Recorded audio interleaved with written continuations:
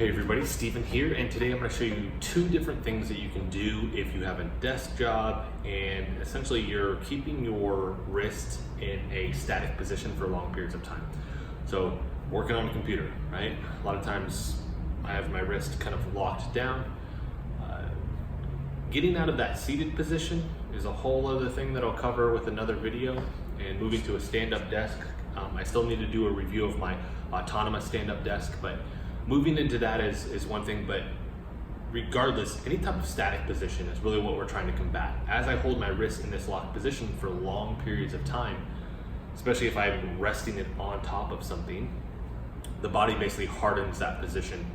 And because of that, we slowly lose range of motion. So I always tell my clients is to use it or lose it when it comes to your range of motion. The range of motion that you're utilizing most often, your body's gonna keep that. Its full active range of motion, which we call mobility, can diminish over time if you're not basically showing the body, hey, this is what this joint is capable of. So today, we're only gonna really look at two things. I'm gonna throw in a bonus third thing, but the first one actually comes from functional range conditioning, one of the certifications that I have. I love this system. This is a mobility system. Dr. Andrew Spina is incredibly smart. Dewey Nelson, Hunter, all the different guys in that program are incredibly smart. I definitely recommend that you look it up and follow any of the people that are associated with it. So we're gonna look at something called CARS today, which is Controlled Articular Rotations. We're essentially showing the body what its range of motion is for the day. So this is something that I recommend doing 2 passes just throughout the whole day, right? With FRC, you do it as part of what they call the morning routine. Right in the morning, I'm showing every joint what its full range of motion is, so that 1, I understand what my range of motion is. 2, my body on a neurological level understands, hey, this is what we're capable of. And also, it's a check-in, right? I'm figuring out, hey, today as I do it, it's like, ooh, that's painful, or something's going on in this particular spot, and you can address it, right? One of the things that we do want to understand is that if there's any pain associated with any of this, we don't push through pain. With the medical exercise modality, Dr. Mike always says we don't ice skate through pain, right? So if there's something painful with this car, you simply move around it.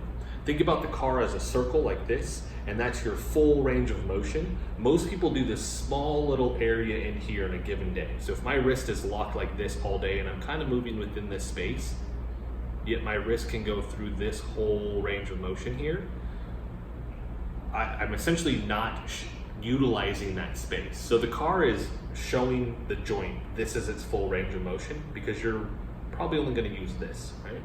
So in showing it its full range, we're telling the body, hey, we use this space, you need to keep it, right? And that's just one of a ton of different things that this is actually benefiting the body. So with this, in a seated position, I can lean forward and create a block. I can hold my arm here. You can stack your phone, you can stack something here, you can hold whatever it may be, but essentially my forearm, I want to stay neutral right here. I don't want any pronation, meaning I don't want my wrist to roll over. I want that here. I'm gonna pull my wrist back as far as I can, okay? I'm gonna go to any side, doesn't matter. I'm gonna come up as high as I can go. I'm gonna shift outside, come out, and then back to the start. With this, I'm looking for that rolling, which I don't want to happen. Like I said, if you stack something here, it's very apparent, because if it rolls, that object falls. And the other thing that I'm looking for is cupping. So a lot of people, when they go through this, as they come up, their hand wants to cup. It has to stay flat, okay? So as I go through this, I'm looking at this, and then I'm looking at my hand here to make sure that it stays flat rolling through this, right? I'll go one direction and I'll come back. For some people, you might have a smaller range of motion than you think.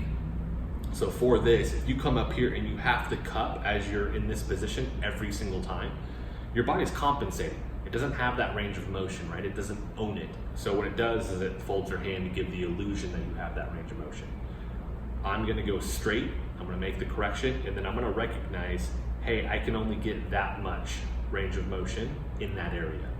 The hope is that over time, you would make an improvement. Now in FRC, you do things called pails and rails and pals and rows, and there's levels of cars, and there's all these things to help you actually get there to gain more mobility, right? Active range of motion versus flexibility, which is just passive range of motion. You'll still gain flexibility with that because it's the backbone for your mobility, but with that system, it's a mobility system, right? That's the thing that we're focusing on. So flexing the hand back, going, doesn't matter which direction, keep the hand flat. I'm gonna come up towards me, keeping it flat still, right? I'm gonna shift to the other side, and then I'm gonna come down, back to the start. And I would reverse that. So I want one direction, and then I'll go the other direction. So clockwise, and then counterclockwise, and counterclockwise, and then clockwise, whichever way you wanna do, okay? So looking at that. So that would be the car. Doing the pass each direction equals 1, we would do 2, and then I would switch to the other side, right? Now these are called controlled articular rotations for a reason. It's that first word, controlled. I'm not just simply doing this. If you'll notice, I'm doing this very, very slowly, right? I'm not rushing through this, okay? Because I want to have control. Mobility means control, right? That's why we say it's active range of motion and not passive range of motion. If I have control, I can go slow. If I don't, I'm going to try and speed through it. So one of the things that you may see is that the body tries to like rock that over, right? You need to backtrack, slow it down a little bit, and understand what that range of motion is. The other thing that you're doing with this system is called irradiation. We're essentially using total body tension in order to facilitate the movement. So with this, I'm gonna have that opposite hand, whatever it may be, I'm irradiating with my whole body. So think about just flexing your whole body. We go off something called Sheridan's law of irradiation, which just simply states that the muscles surrounding the joint that I'm trying to move, if I activate those, I'm gonna get a bigger range of motion, or I'm gonna have more control, right? That makes sense. If I try to completely isolate that, right, it's gonna be a lot harder to do. If I use my whole body to drive a bigger range of motion, I have more muscles activated behind it, I'm gonna have more control, that bigger range of motion, okay? So I'm going to irradiate whatever it may be. And for your first pass, it's always low. It's like 30% on the body, 40% on the joint that you're actually gonna move. And I have clients where I'll tell that and they're like, I don't know what that means. It's imagine what 100% would feel like and then backtrack from there, right? You might not know what 100% total body tension feels like. That's fine, just kind of imagine what that feels like and then backtrack it. These aren't exact numbers, right? But I start with a low amount because if I just ramp up to my highest, safest max effort or my max effort right off the bat, I have the potential to hurt myself, right? It's just too much that I'm putting behind this. So I start with a low level amount. And that's really that first pass. And then on that second pass, I'll have more radiation. So if I had 30% with the body and 40% with the joint that I was moving first, that next pass I'd have maybe 40-50 or 50-60, okay? And that's just a good place to kind of stay for right now. And then I think it's important looking into finding an FRC certified trainer near you, or following them on Instagram, or trying to figure out a way to learn from somebody in that system, right? They're very tight-lipped with their stuff. So that's the first one. So 2 on each side, right? And I can do that as many times as I want throughout the day. Ideally before you start working on the computer, and at least once or twice at some other point in the day, right? Every couple of hours, right? So that's mobility. The next thing that we're gonna do is a stretch for the forearm, and this is actually out of the restorative exercise, Katie Bowman's system. So we did mobility, and now we're gonna do stretching, okay? So what you're gonna do is you're gonna take your hand like this, I'll pull it back. I could also leave it here if I wanted to, I just preference this. And I'm gonna take my thumb and put it in the middle of my knuckle, and then my 2 fingers will go on top. I'm keeping this in alignment, so you won't see me here or here. I'm trying to keep that in alignment, and I'm simply gonna take this and then pull it down. Right? And that's just a stretch. And we can hold 15-20 seconds, right? What I'm doing is, as I'm pulling this down, I'm trying to pull my wrist towards my shoulder. I'm pulling back, so I get more stretch off of that, right? And then I can go to the next finger. As I pull back, this wants to pull down, and I'm essentially stretching the digits, right? The individual fingers, but the muscles associated with that, right? Your forearm is very, very complex, has a ton of muscles in here because it controls all these fingers, right? So I'll go to the next finger, and you may notice, especially, your average person, really index, middle finger, and ring finger are gonna be the most tight. And thumbs as well, just because we text all the time.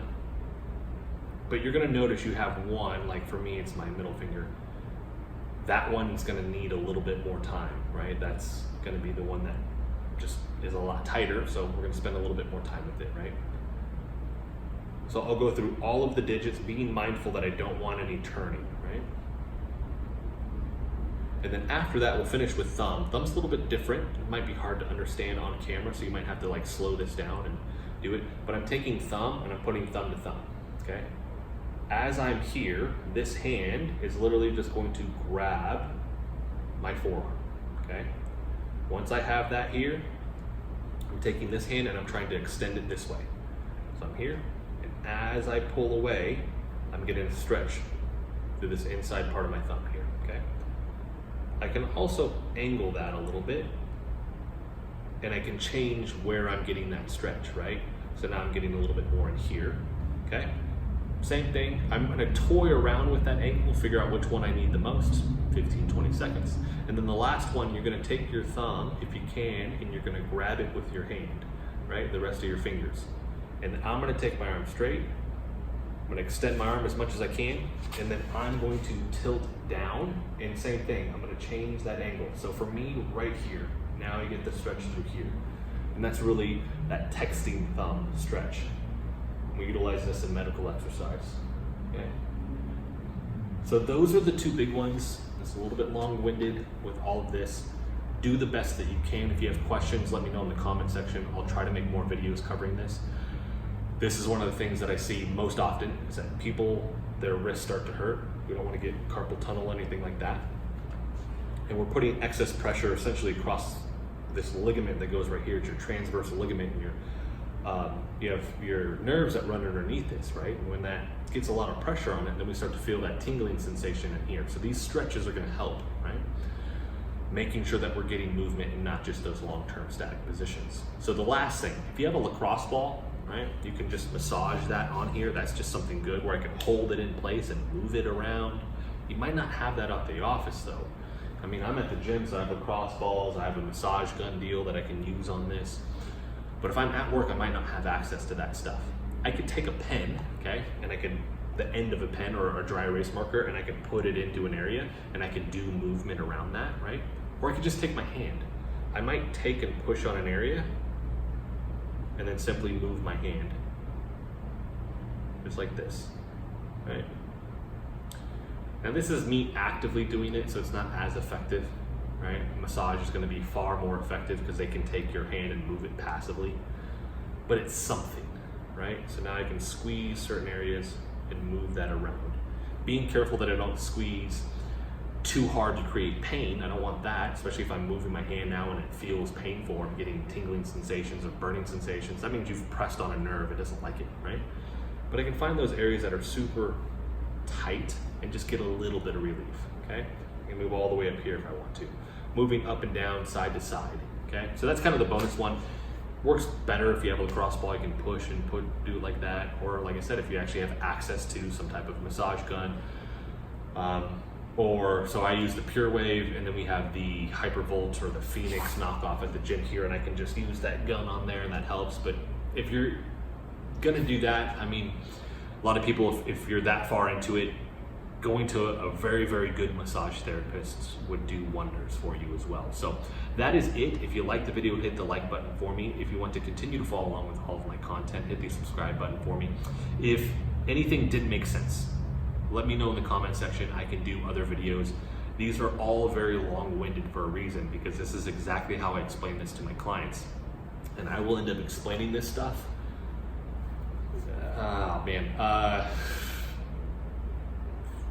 20 plus times in a given year. We'll cover this stuff again, just because they don't do it every single day necessarily, or as much as I'd like them to, but they're coming to me for the knowledge, and I'm just trying to reinforce that as much as I can. So eventually it does get to that point where I don't have to say anything anymore. It's just ingrained and my voice is kind of in their head. So that's why these are long-winded like this, because I'm hoping to translate that to everybody watching. I usually see that a lot of these videos are it's like 3 minutes. Well, they didn't even cover all the little nooks and crannies of what this is. So you end up doing it wrong and then you run into a problem later. And now you've created an issue, right? Maybe your wrist was hurting and you were trying to do it, but now your elbow hurts, right? So we don't want that. So like I said, thank you guys for watching. Let me know if there's anything that I need to clarify, and check back soon for more videos.